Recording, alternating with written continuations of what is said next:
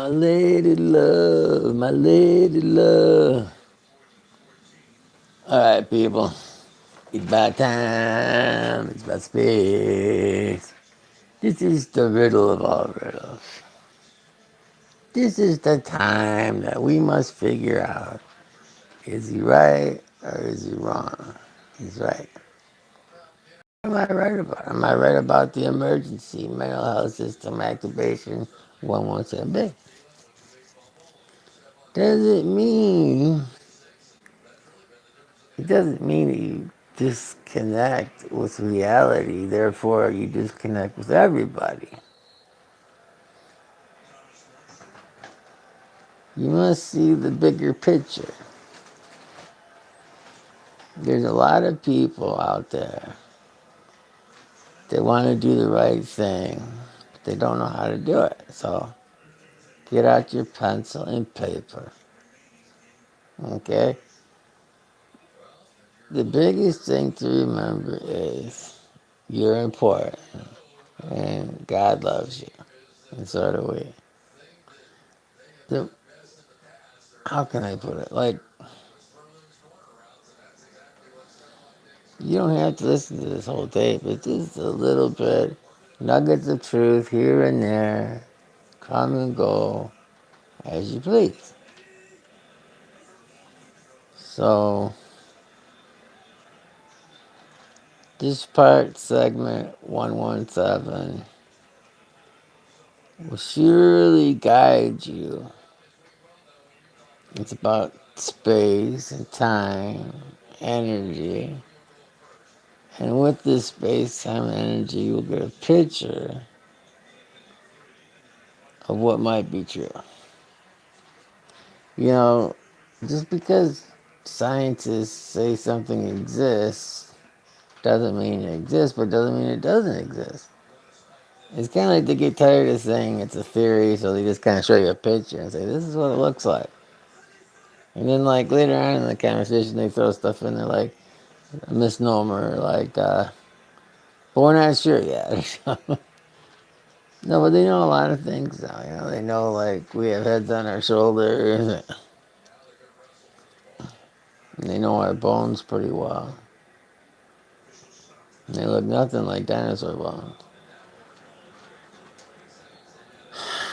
Time is a substance that we're still learning more about. I will talk a little bit about time because it takes so much time to make this, and you can measure it. Just like you can measure how tall you are, or you can test your weight to see the gravity that pulls you down plus the weight you have, and you mix it together, and you come up with some kind of weight, whether it be cells, the metric system, or how much you weigh, like in pounds. Uh, America's always been different when it comes to measuring and stuff like that because we like to. We've always been deal makers, not deal breakers, but deal makers.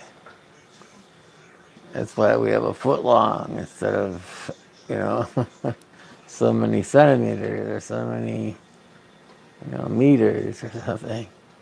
I'll take a meter sandwich and a 6 ounce. Now they got ounces. Good ounces have always been around. Yeah. So this is what we're gonna do. We are gonna figure out why nobody, nowhere will ask a question to me. Because they're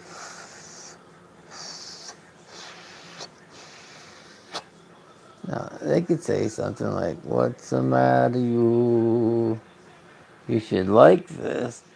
If you're a friend of mine, you should like it. Or if you're just like a liker, you should like because I need my likes, man. Oh, dude, how am I gonna get the word out? The word out of this is called like a boring session. You could call it too because it's boring. It's a session. You're learning something about patience. One day you might be a doctor. You gotta put up with like the craziest things you could think of, like solitary confinement if you do the wrong thing. Oh, it could be a comic when I grow up. I could be like a stage comedian or something. But I thought I already was growing up or something. Man.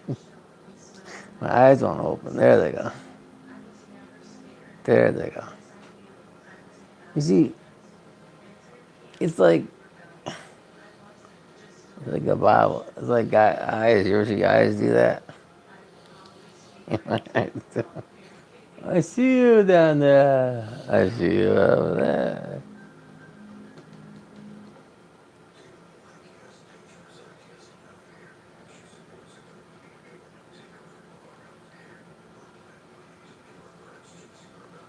What is going on? What's the matter me? What's the matter you? Why you look so sad? The reason why we look sad is because we're not happy. Why you look so sad? It's a nicer place. So shut up your face. When you say shut up your face, I mean it's like quiet. We don't need all this whining. What's the matter, you? That goes on around here a lot. Where I live. What's the matter, you? Why you look so sad? It's a nicer place. Shut up your face. It's hard to shut up your face, because it's like you don't know if you should like smile or just kind of shut your face up, like a poker face maybe or something. Yeah, it's a tough thing.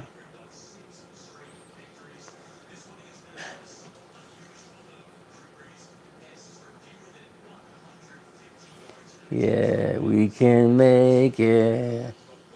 We can fake it. Ooh, ow. It gets close up. Anyway, I want the people to know that is the ERO. The ERO. Is there an ERO? Could be a band or something. I only have a few minutes of rambling left. Yeah.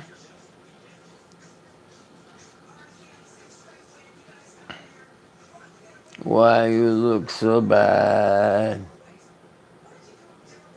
We're gonna make it, man. Gonna make it to the high heavens. The Lord. I mean, they've been fighting over the spirit, the Lord, the monkey juice, cat liver, spaghetti. Yeah, I might be a little. I'm not intoxicated, but I am overjoyed. Because people don't realize what slain in the spirit or love and gentleness and kindness and self-control is all about. We're more into controlling others and trying to tell others what to do because we don't know what to do with ourselves. And usually, not always, but usually, when someone's going on and on about something or somebody, usually it's a self-reflection of themselves they see, and they just pick it up on the other person. So, you shouldn't try to hurt yourself by hurting others. That doesn't even make sense, and you might not even see it that way, and it's not actually true because you're hurting somebody else.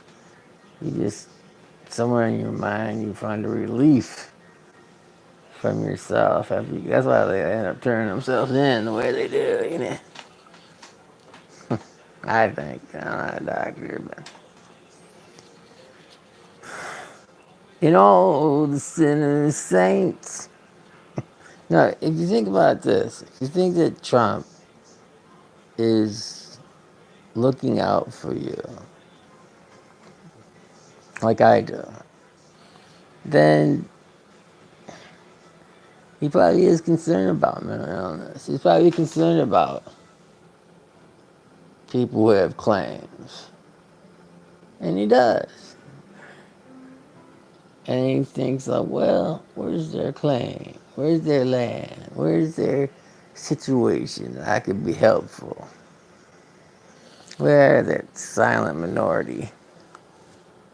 I mean, the people that no one can hear, the silent majority. Or, I don't know that. Let's see if if over half of the people in the United States that are voting age have been messed with physically, sexually, and verbally, and all that kind of stuff, then that would be the silence. The silence is golden, man. The silence is golden, you do. And it's hard to get out this like crazy, but yet exciting times that we're in.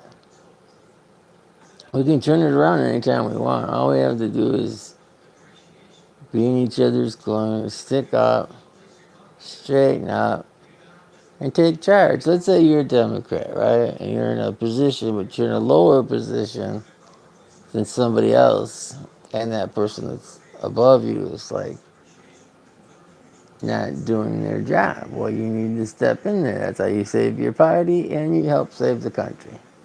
Now, if you're a Republican and you're a non-Trumper, you should get out. You shouldn't have to. You shouldn't be doing stuff like that. He's the president. He's a Republican. He's trying to do the right thing, and it's very obvious that he's not Hitler. I've seen people like that. Well, let's just say that he's not like Hitler. And when we talk like that about our president, we really have to think. We really do. And like what we're talking about and why we're talking about it. And calmly try to explain. I mean, you know, I think like if he was Hitler, you think about like World War II, and you think someone talking about Hitler,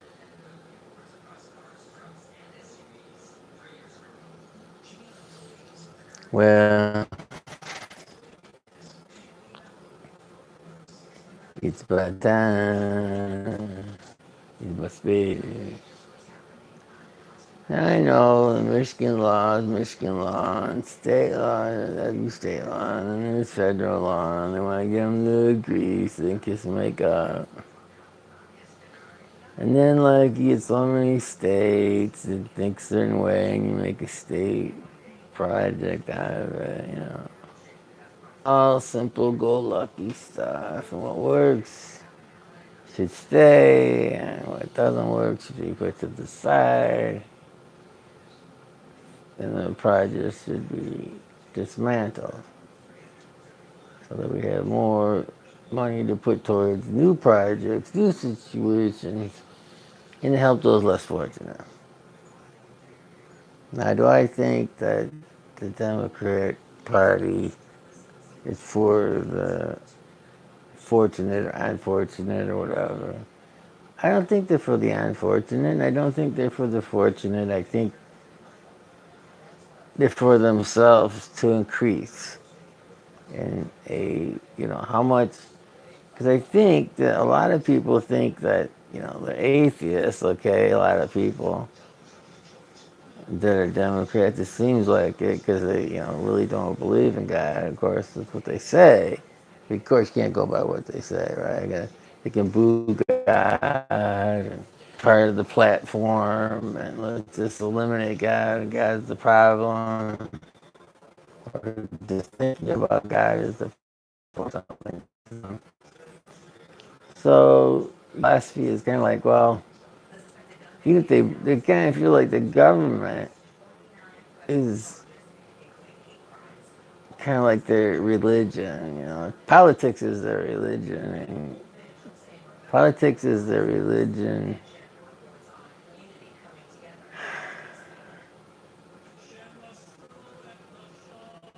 They seek power. They seek power.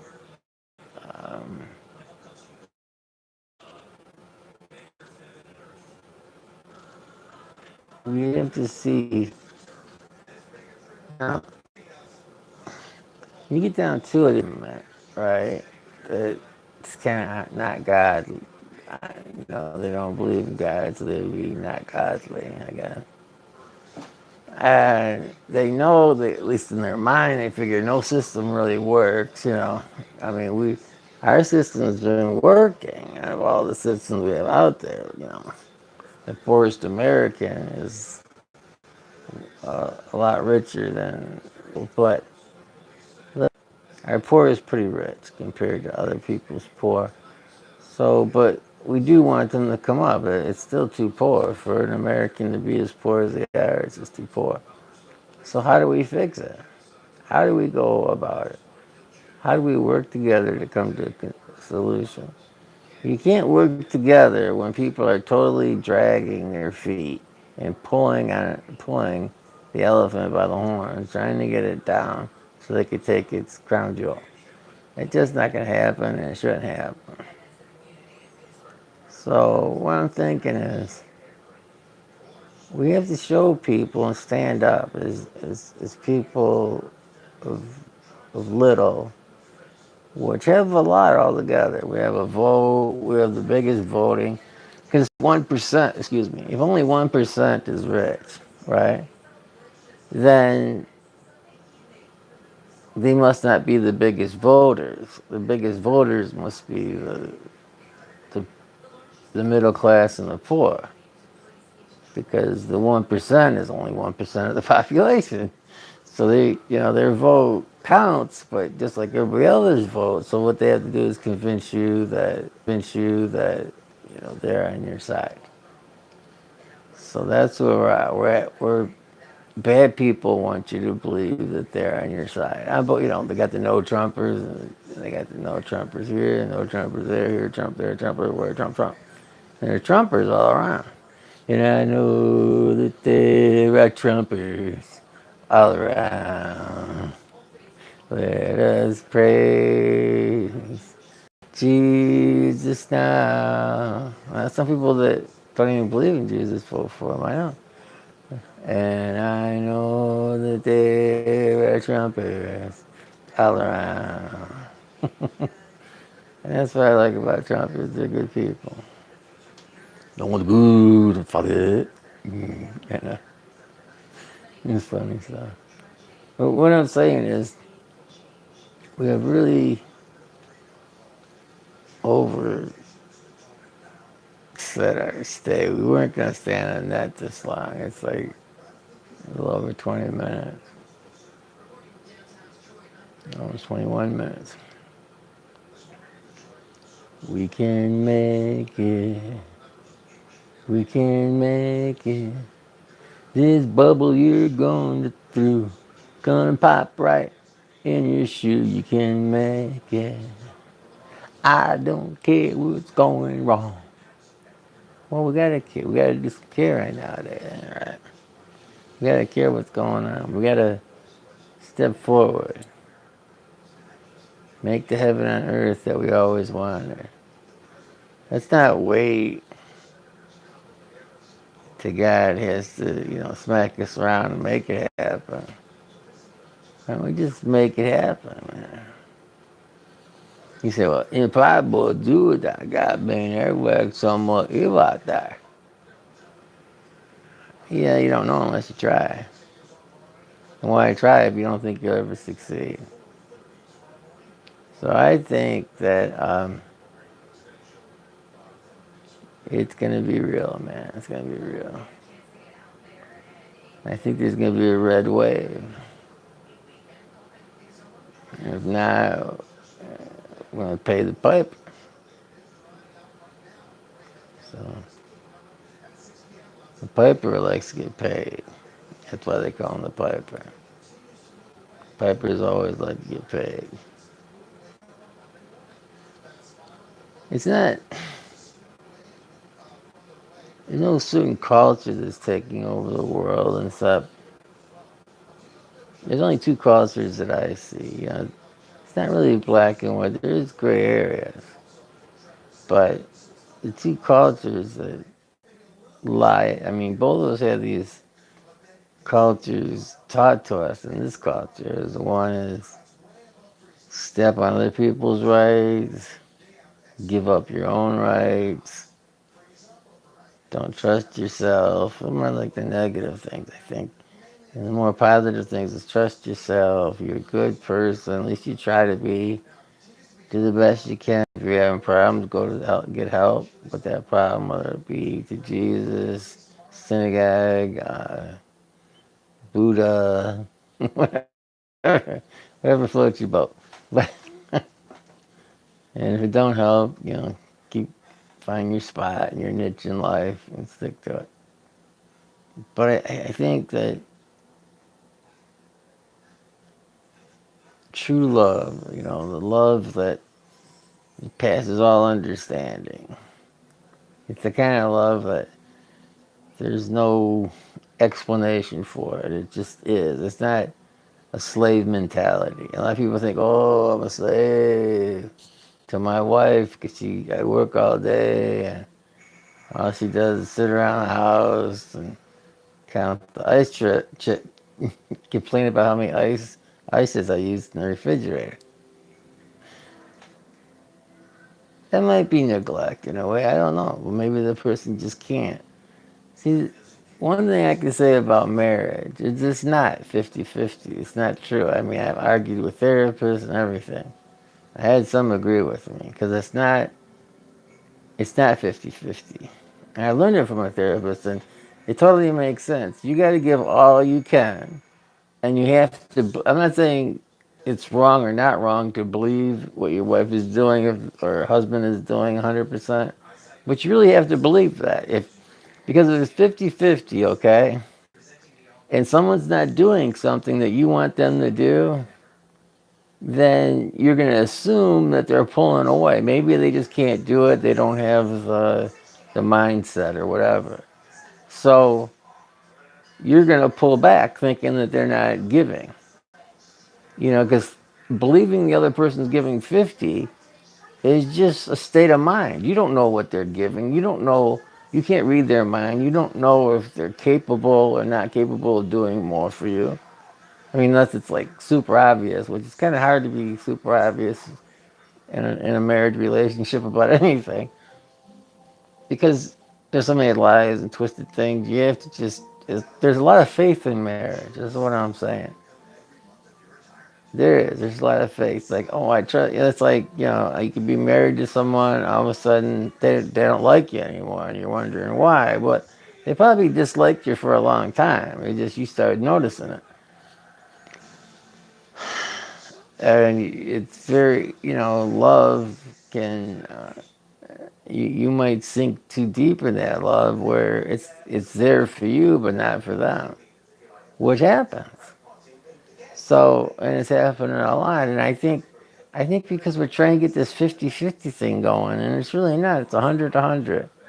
Okay, if a man's working and a wife's staying at home or whatever, how you set it up and what you do, all that's important. But you really have to believe that your partner is doing all they can. You got to believe they're giving 100%. Not 110%, but 100%.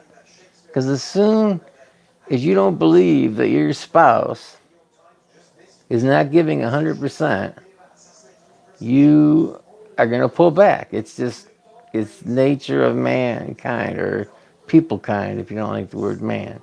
And people kind, that as soon as you feel that the spouse is not giving 100%, you are going to step back and wait for them. And they're going to see you stepping back, and they're going to pull back. And sooner or later, you guys are going to be so far apart, it's like you never were married anyway. And you get a divorce. But that's the way it is. That's reality. There's no such thing as 50. It's like two rings tied together, you know. And and when they feel like they're 50-50, these rings are pulling. The 100% is the ring. It's all you got. That's what the ring stands for, 100%, really. That's what it stands for. It doesn't just mean eternity. It also means 100%. It doesn't mean half. You don't have half a ring on. It only goes halfway in a circle. And their ring goes fills the other half of it. No, you have two separate rings, and they both got circles. So you can say, well, I do a lot of I do a lot of side things. It doesn't have to do with my wife. It 100% has nothing to do with how much you do for your wife or how much your wife does for you. When I'm talking about 100%, is that they're giving all they can in the relationship. Now you might think, well, all you can might not be sacrificing certain things that you don't want to give up. And just because you don't want to give them up doesn't mean you're not giving 100% because you're taking care of yourself. But that's where you're at, and that's who you are. So why is that not 100%? Uh, I mean, it's not a real hard concept. And, and these people would argue with me, as the therapist would say, no, it's 50-50. It's like they're brainwashed or something. They won't listen. Some listen and said it made sense, but it's like, let's say you're schizophrenic and you have a voice in your head, and the voice says, Joni Brown, you should tell Joni Brown he's tells you something about somebody. Well, there's two. You could pray about it. Maybe it's a personal thing you think you heard, and you're schizophrenic or whatever. Or you can mention it. Let's say you hold it inside you. You're gonna really believe it's true until it drives you nuts. Or you could ask, find out you're wrong, and deal with your schizophrenia. But how am I trying to put it? You gotta be honest, not just with yourself, but with others. And if you feel that your wife isn't giving 100%, I mean, they use the word 50%, but it's not the right word. It's not correct. Some people think 100% is like two circles on top of each other giving everything they got. And that's not it. The whole relationship of your life has not to do with your marriage. The marriage is the biggest step you ever made in your life, but your whole life doesn't revolve around your wife, or your whole life doesn't revolve around your husband. But you really have to start believing in each other, or it's not going to work. And that's what it's all about, believing in each other. And if you feel yourself lacking, then you need to say something. It's like, I'm sorry, I'm just lacking in this. And they're going to either have to accept that you're trying and you're lacking and you're doing the best you can, or that they can let you go. It's all. And some people are very easy on letting things go. They're like, yeah, you're getting old. I don't want to take care of you. Goodbye. It's very simple for people to do. I've seen it all through my life. My first wife, my second wife. Um, Things get hard, and somebody wants to step to the side. And that's just reality. Who's wrong? Who's right? Is the problem that's the problem? Is it the person that's the problem? What is it? And nobody really can answer that justly and say, well, this was just or that was just. That's why they have what they call the divorce. It's because the judge can't come in there and figure it out. He can't figure out, well, he's giving 100%, but she's not. You know what I mean? And that's the whole thing about this non. Even though I think that, in some cases there should be a reason for the divorce, sometimes it's the reason isn't sometimes in the reason it's not even because they're not in love. It's just because they can't handle whatever's going on. And that might be a type of love that they just can't get to in their life. But nonetheless, it's reality. And then my thing is we like my first marriage. I had a therapist that talked about our marriage, and she said she had to accept certain things about me, being the head of the house. She had to accept that. And she's like, oh, yeah, I accept that. And then because we were Christians, and that's how we set up our marriage. And I'm saying you don't have to set up your marriage that way. You can set up any way you want. So then the she also said that she, uh, let me see, the head of the house, and she had to understand that I had a disability because I did. I had a psychological disability that I've been talking about on this show and about the movie all along. So she's dealing with this mental illness, okay, and she's dealing with letting me be in charge. What does that even mean?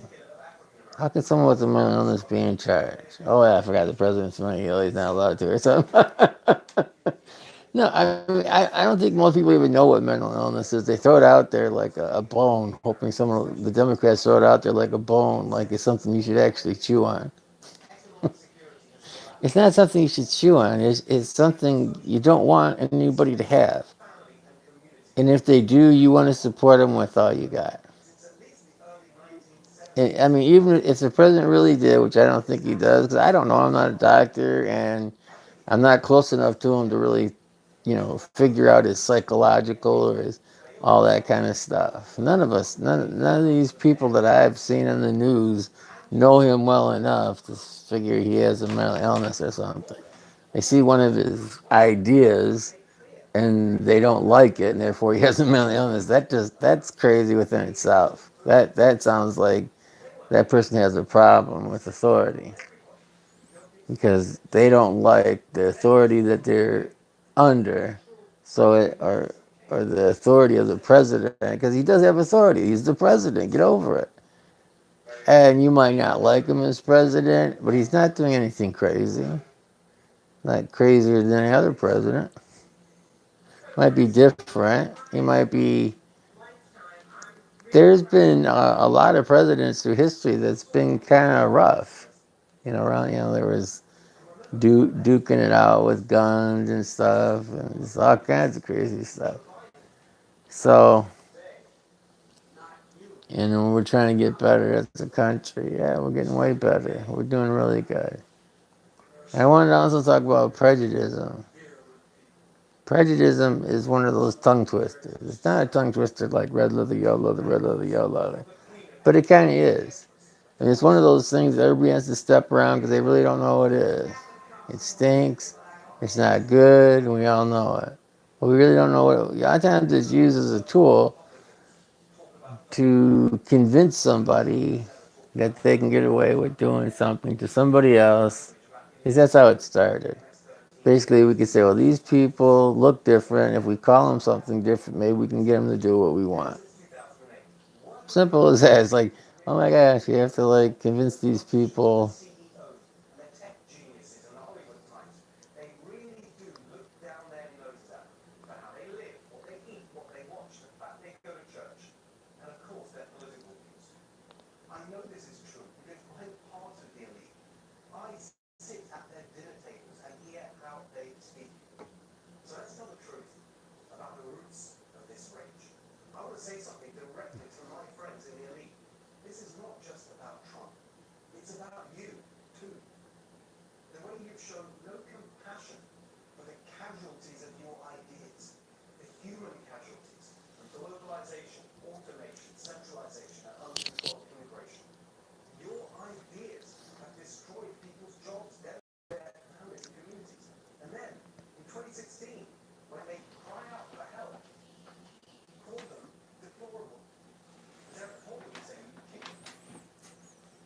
Kick one up, kick one down, kick them all around. People like this. See, and that's why, you know, the elite have kind of kicked us, people who need help, let's say, whether it be a job or whatever they need, and the friends, and how we go about making good units in a smaller scale. You have to give power, like, to people around them that actually can help them get from point A to point B. You can't just centralize everything like the elite wants to do and control everything. because they think they can make things better for everybody because they think they are better than everybody. It's not going to happen. It doesn't work that way. You don't know, just as much as I don't know how you elite function, except what I see you on TV, and you go off with your liberal garble. It's just, that's what you do. That's fine. That's what you do, but it doesn't mean I have to buy it or sell it or give it away.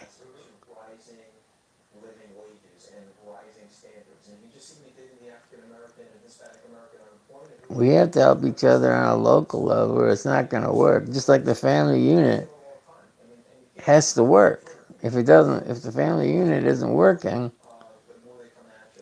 you, you know, it. What's so funny about like a man being the head of the house? If you're truly the head of the house, you can delegate whatever you want. Let's say you are bad at something, you can always delegate it. The idea that the man needs the capability of delegating when he's supposed to delegate. If he really doesn't have the skill or he's disabled, like his legs are broke or whatever, he has a problem, then he needs to ask for help. It's just good for a man to do that because then he realizes that he needs help and he's more willing to get help. But that doesn't mean like some guy beating everybody up until you wait until they. You gotta get out of a situation like that. I mean, it's gone so far astray at that point. There's no really turning back. I can see it all, but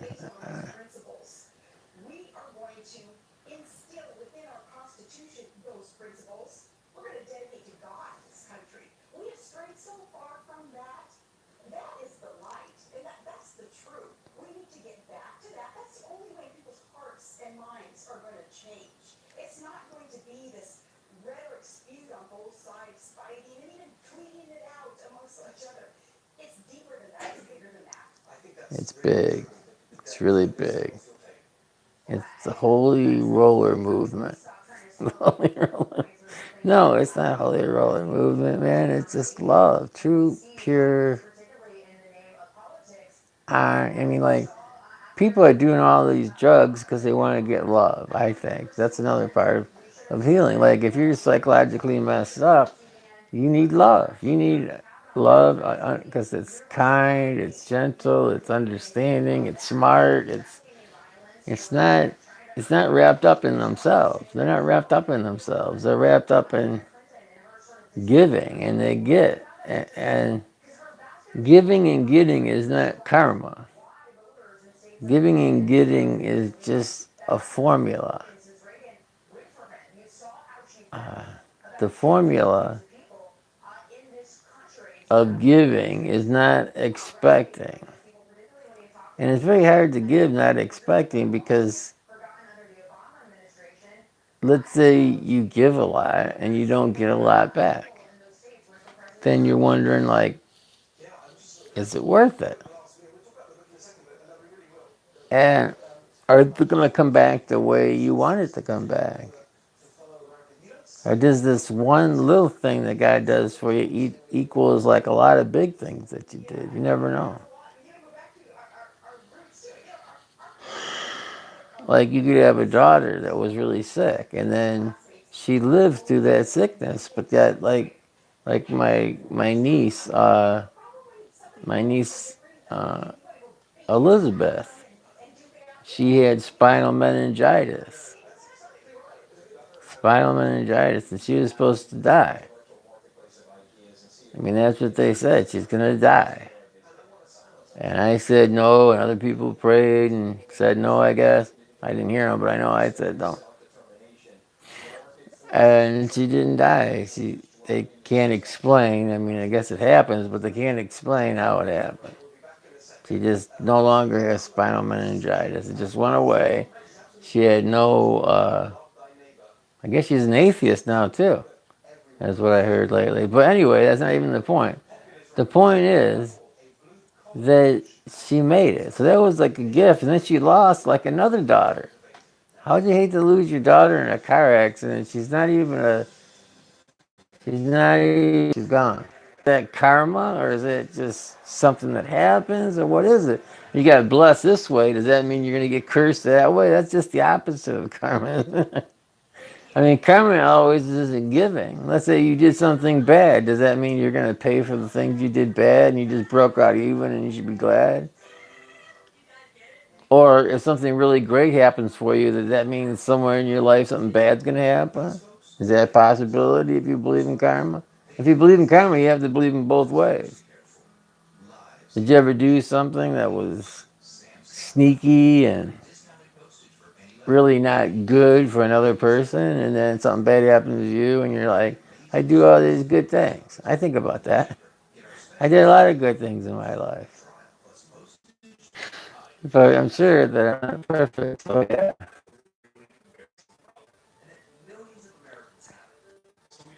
I don't put my mind. So I shouldn't put forth in mind what other people do wrong. Because if I put forward in my mind what other people do wrong, then how can I be blessed? And why are we always trying to get blessed? Why don't we ever just focus on doing good and having a good time about it? Why do we do good and not have a good time about it? Why does it always have to be a job? Is it really a job doing something good for somebody, knowing you're going to get a result that makes you feel better? Gives you the capability of doing it? Is that really what karma is all about? Or whatever you want to call it? I mean, if God affects life in any way, it would be more balanced. It wouldn't be. And then there's always the devil. You can say, well, the devil did it. Well, God has to let the devil do it. God has to let everything happen. Like, for instance, if there's everybody around you, let's say your parents, your brother, they're all just real evil. Let's say they control a big mob or they're involved with trafficking people, let's say. Let's say my family was a family of helping people kidnap people and stuff like that. Let's say they did stuff like that. Just saying. I'm not saying they did. I'm just saying. You might say, why am I saying that? Because I'm saying it. So they're kidnapping people, and you are stuck in a rift of all this. You really can't do anything about it because even though you have a free will, for some reason, you can't get anything done that's good.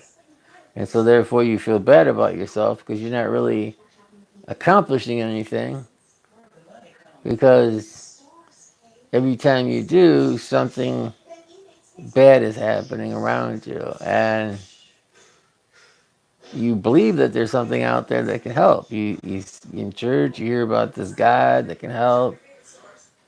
Um, at this Catholic church, you find out that there's someone that can not to get, right and try. I wrote SOS and dot dot dot dash dash dash dot dot dot on the screen on the screen door when it would get on the window. They have like the screen door where you have like a window on it, and I'd write SOS on it, hoping someone could hear me.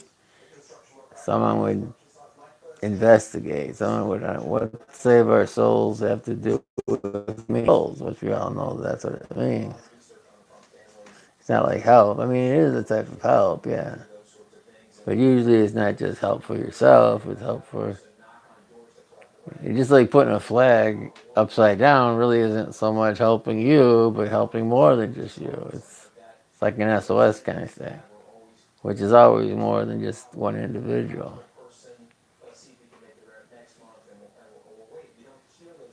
You should have a signal for people that need help all by themselves.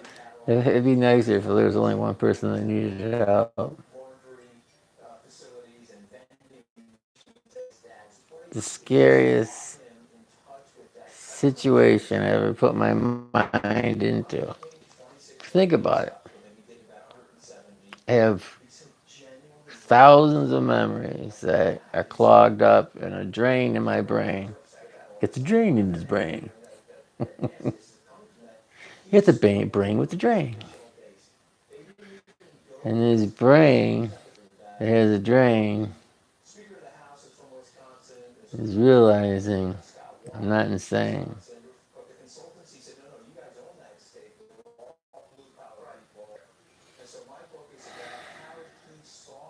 I mean, back in the day, they didn't understand trafficking. And if they did understand it, it was only when they could do it. If it was they never expected, like, to be thrown on their lap. Stuff like that would be laughed about, I guess. And I saw this one psychiatrist, and back then, he was sort of believing me, and he wanted to talk about it more, but I didn't want to talk about it. Last time I just brought it up, I ended up in the hospital. He goes, look, I won't put you in the hospital, but you know what? I wouldn't talk to him anymore. You going to be thrown in the hospital and fed 1,000 pills down my throat? That's basically what they did. I mean, my first day in a psych unit, they didn't just give me one pill. No, they gave me a whole, like, little cup of pills. And they were big. I could hardly swallow them.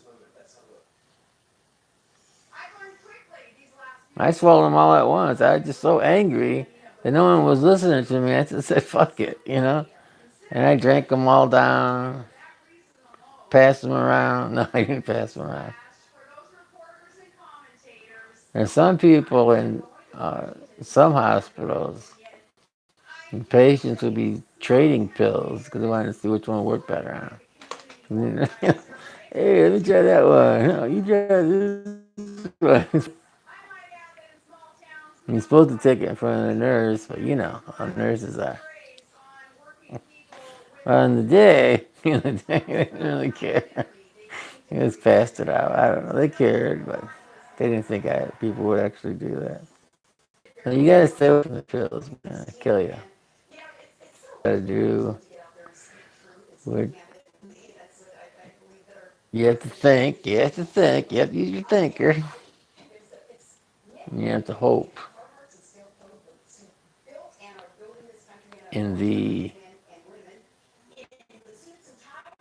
love and the hope teams of truth. It's easier said than done, my friend.